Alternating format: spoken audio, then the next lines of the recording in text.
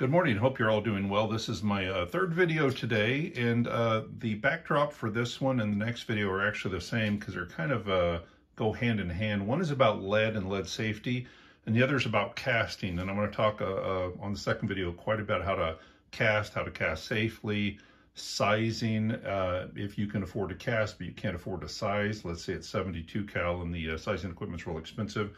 That's the kinds of stuff I'll go over in the second one. The first one, though, is about lead and lead safety. And your first question might be, why on earth would you listen to me about lead safety? What on earth do I know? Well, all of us in life have to do a different job. And hopefully if we get really, really good, we can become an expert at one thing. And there was a time I was an expert at this. I worked as a national trainer for Interstate Battery for 6 years. I would go around teaching the pro clinic for Interstate Batteries. Here is me before, let's get this here, before I got all old and tired looking.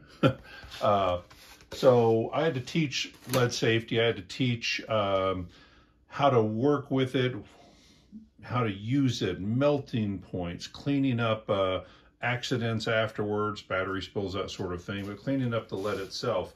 So I do know quite a bit about safety. I moved into the telecommunications side of Interstate Batteries, and at one point I was trained the trainer on 14 different topics like bloodborne pathogens for Red Cross, confined workspace, asbestos abatement, a little bit of everything. So safety and training was my background for many, many years before I got more into guns and that sort of thing. As far as the lead goes, the reason this is important to you is not everybody can go out and buy a $200-300 lead tester to figure out exactly what the hardness is of the lead, the Burnell hardness.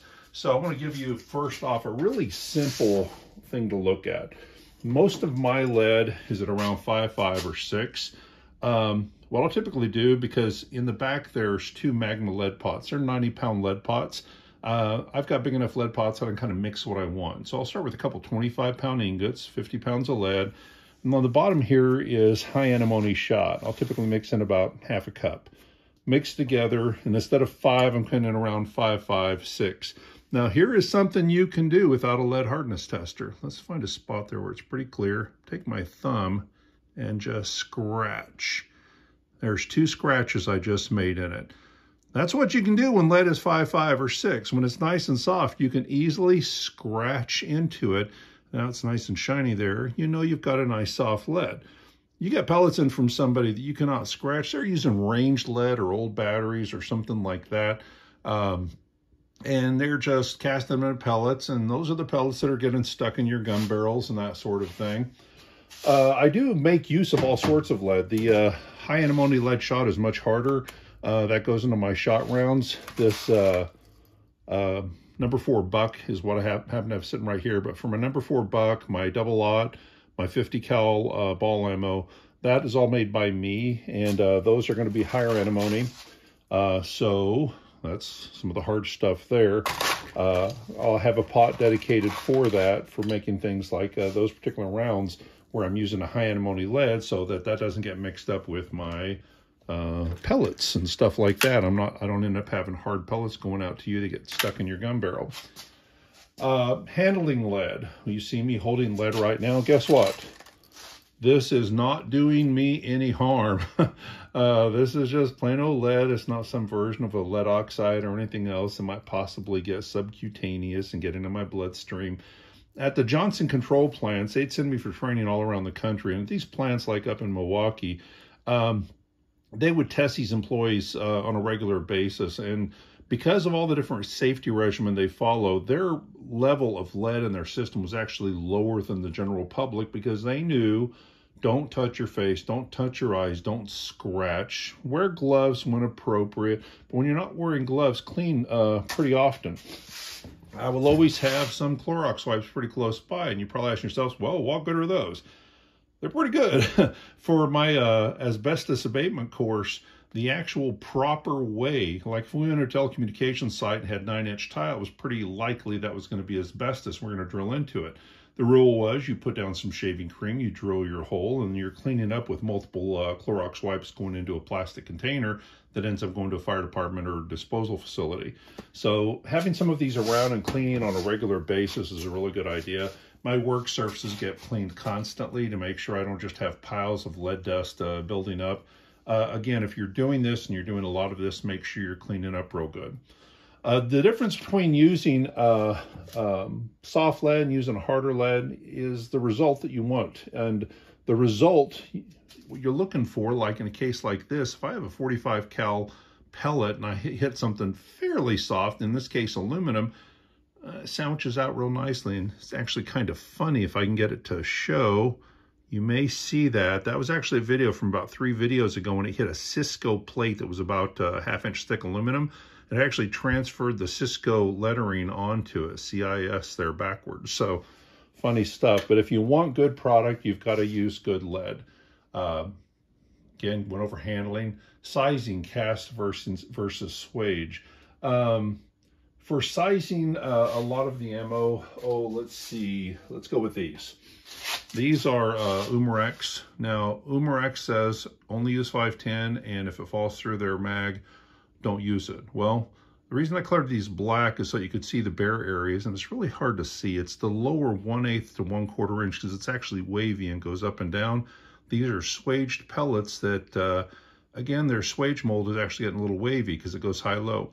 Think about sharpening a number 2 pencil. When you sharpen a number 2 pencil, if it's a smooth round pencil, you have a smooth round line where you sharpened it to. If it's one of those hexagon or octagon pieces of wood, you get the little wavy effect of kind of going up and down when you've sharpened it.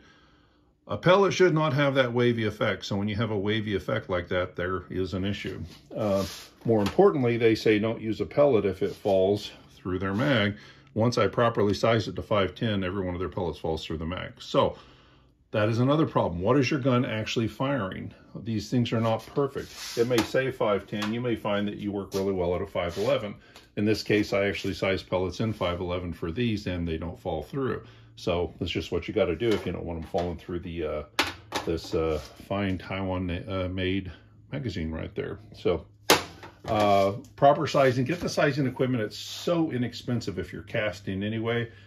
Get the sizing equipment. There are some cases where you can't get the sizing equipment. Let's say you're dealing with a 72 caliber.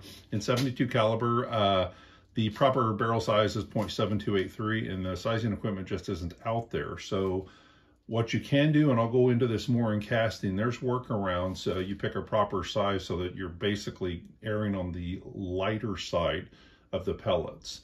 So you have manufacturer level issues. This is a manufacturer level issue when these 2 holes are different sizes, and if you actually size the pellet 510, it falls through.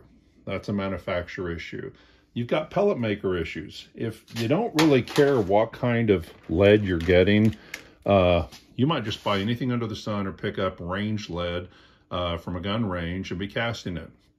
There's a very angry Irishman who makes pellets, and I'll just leave it at that. If you've been in this for a while, you know who the Angry Irishman is. If you've ever had to deal with him on a message board or something like that, he's just an angry man. But if you go into his feedback on eBay, where he leaves for people he's bought from, you'll find one not too far in where he left a person a negative because he said the lead that he received was full of plastic and impurities and was smoking and burning up in his lead pot. This is not a person who's buying ingots of lead and making good high-quality pellets. He's finding lead anywhere he can, throwing it in a pot, and if you don't know better, you're not going to know how to check them. And as shiny, as pretty as that one is, I can take it and ruin it just like that because it is nice and soft. I'm actually gouging out sections of it because it is a nice, soft lead pellet. And of course, this one's now going to go back in the pot because, well, I've just cut some grooves out of it. But I wanted to show you that if it's truly a nearly pure lead pellet, which is what you're looking for with these air guns, not some range lead, not some old batteries, you're going to be able to take your finger like that and gouge little sections out of it. It's a nice soft lead. So that's where we mess up. End user messing up. Don't buy cheap crap. You're buying a gun that's $500, $750, $1,000, $1,500. And if you're buying pellets from somebody who doesn't have a clue what they're doing and has bad feedback and is abusive and angry to people who ever question them, this maybe is not the place to buy pellets from. I think I even saw a comment that said these are the best pellets for the money. It's probably true. If you're the cheapest person on the market, you have no competition, you're throwing anything out there because, hey, somebody wants to buy a pack of pellets for 30 bucks, you're gonna get what you pay for. You're gonna get somebody using range lead and stuff like that and throwing stuff out there. You get to be the guinea pig to find out what that batch looked like. So you get what you pay for. Powder coating. Lead in itself is not dangerous unless you put it in your mouth and chew on it or get your hands covered in it and then go have a sandwich and you're transferring it to the sandwich. That's the sort of thing that's going to get lead into your bloodstream, which you don't want. Okay. Powder coating is an option. These are powder coated 72 cal. Enjoy doing it. It's kind of fun. I've got a big old oven that I hardly ever use, but every now and then somebody asks for it and I'm happy to do it. Also, I have a new version. This is a liquid powder coat. I just did a bunch of these for the 357 125 grain for like the Defender and the new BWS 45 and 357. Ultra thin coating, and because it's a liquid, it's very, very consistent where you're not going to have a heavy spot versus light spot. So that's an option too if you just flat don't want to touch the lead itself. Find people who are powder coating them. Ask, are you willing to powder coating them? Now, lead sources, it can be bought online. You can buy lead in ingots. One of the best sources is actually, I think the company's called Nielsen, who sells rolls of lead. It ends up coming in at around $2-3 a pound for rolled lead. You cut off however much you want to go into your pot, and you're getting a good high quality pure lead. And then if you want it just a touch harder, you add the amount of antimony you want until you get it where you want it. And that way you have very consistent product every time. You make a pot and you put in 2 pounds of pure lead and 1 gram or 1/4 ounce of antimony, and you find that you've made the perfect casting. Keep that in mind, and every time after that, go and do the exact same thing over and over again so you like what you get. So everything else here will be explained in the next video. The next one's going to go right into casting, and I'm going to talk about the difference between steel, aluminum, and brass molds, the downside of a small pot, depending on which one of these you're using. Again, going into proper sizing, clean up afterwards. So I'll cover a little bit of everything as far as that goes in the casting one, and that'll be done later tonight. Anyway, I hope this was of use to you, and I hope you have a great day. Take care. Bye-bye.